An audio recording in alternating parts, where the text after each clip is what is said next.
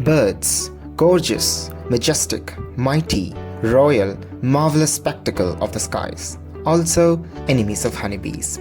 Hello everyone, I'm Vijay and you're watching Bird Enemies of Honeybees, also known as the Apivorous birds.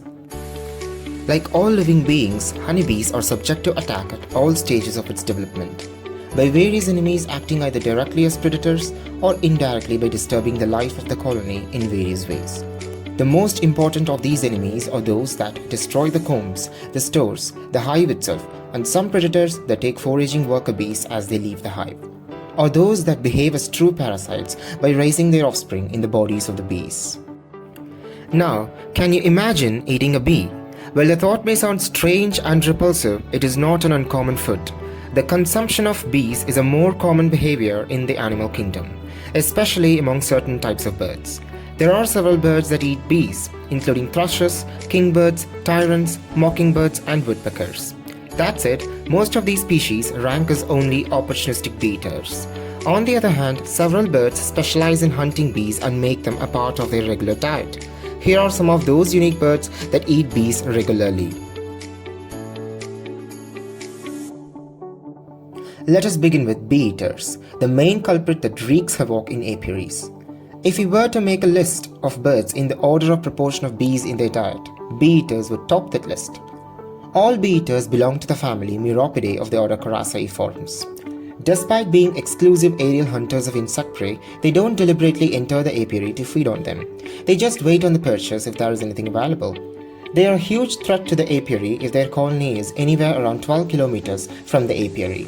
Honeybees constitute more than 90% of their diet, that too more commonly wild rock bees, and hence they are named bee eaters. They make their burrows on any ground substrate that they deem fit for living in colonies, but mostly in vertical sandbanks. Prey is caught either on the wing or more commonly from an exposed perch from which the bee eater watches for prey. Smaller, rounder-winged bee eaters typically hunt from branches and twigs closer to the ground, whereas the large species hunt from treetops or telephone wires. One unusual technique often used by cormorant bee eaters is to ride on the backs of bustards. Prey can be spotted from a distance. European bee eaters are able to spot a bee 60 meters away, while blue-cheeked bee eaters have been observed flying out 100 meters to catch large wasps. Prey is approached directly or from behind. Prey that lands on the ground or on plants is usually not pursued. Small prey may be eaten on the wing, but larger items are returned to the perch where they are beaten until dead and then broken up. Insects with poisonous stings are first smacked on the branch, then, with the bird's eyes closed, rubbed to discharge the venom sac and stinger.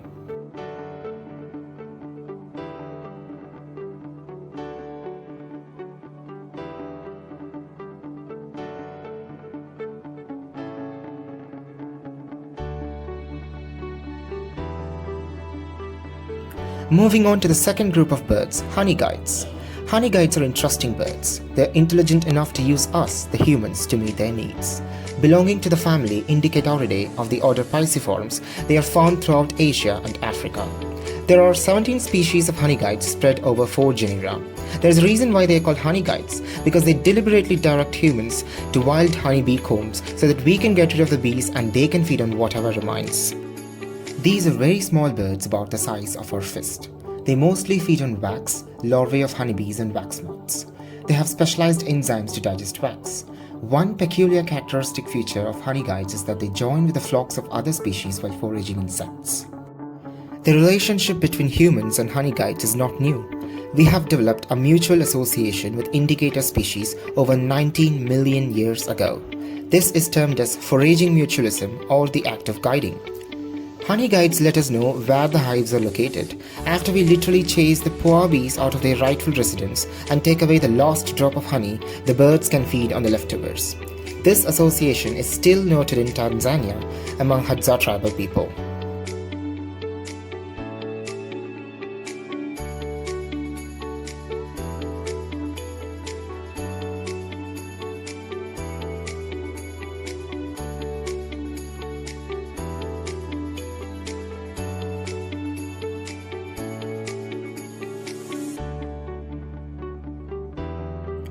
The third one is honey buzzard.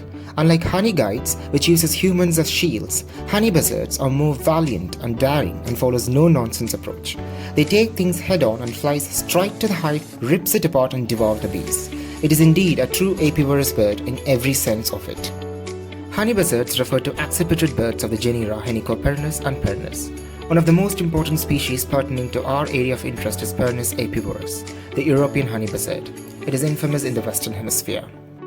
The one which is found in India is Pernus stylorhynchus, the oriental honey buzzard or the crested honey buzzard.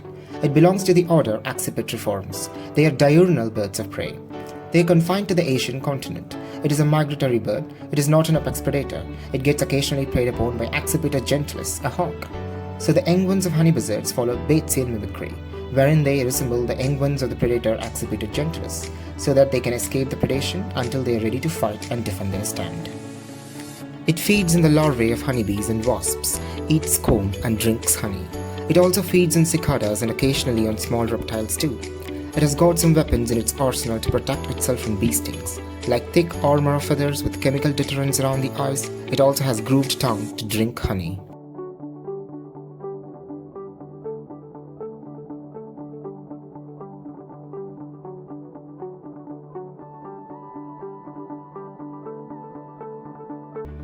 The last major apivorous bird is tanager or bee bird.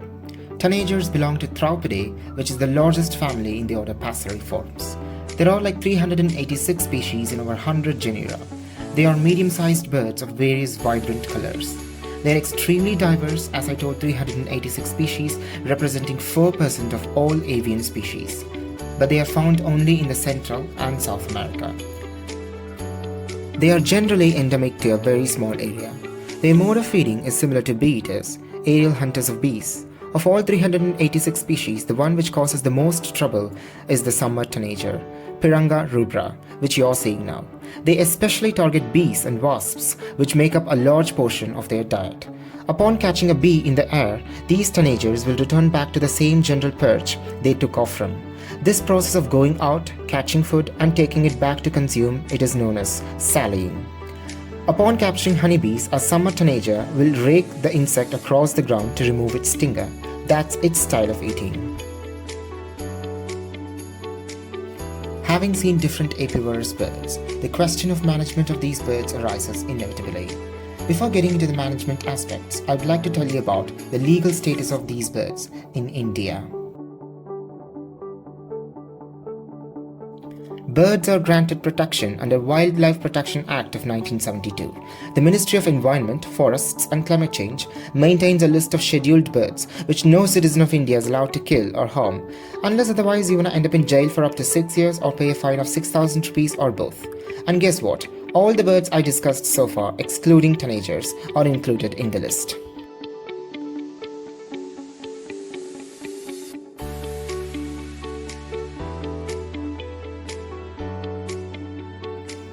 Now that the idea of killing birds is out of bounds, let's discuss the available alternatives.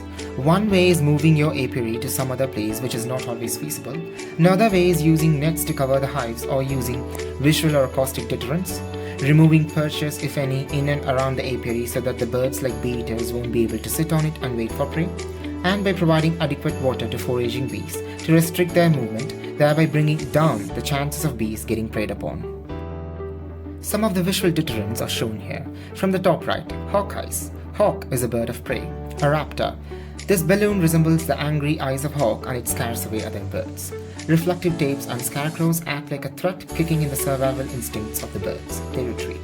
The last one is hawk kites. It is similar to hawk eyes. A kite is designed in the shape of hawk and is allowed to hover around on the top of a pole in the apiary. It tends to scare away other birds. Apart from visual deterrents, we have acoustic deterrents as well. In this we have propane guns, electronic scarers and ultrasonic scarers. Propane cannons or guns are gas-powered explosive sound-producing contraptions. It is capable of producing sounds up to 150 decibels. Naturally, it scares away birds. But besides being a headache to the neighborhood, the sound produced is non-randomized and uniform in magnitude and pitch, hence becomes ineffective after a while.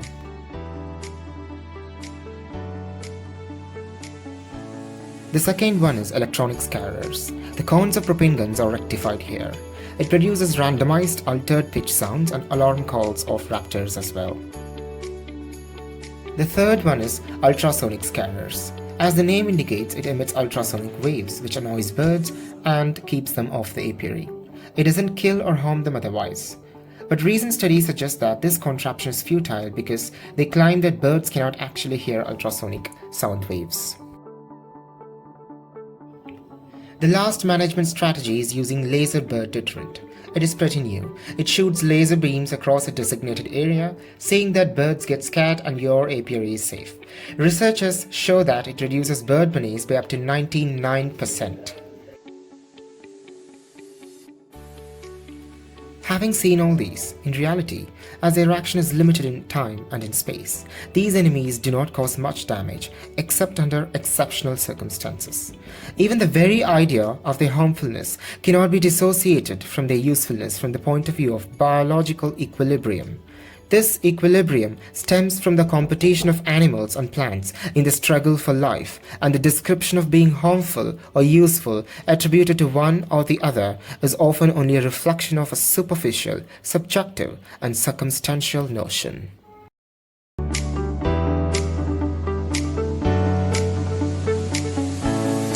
Thanks for watching.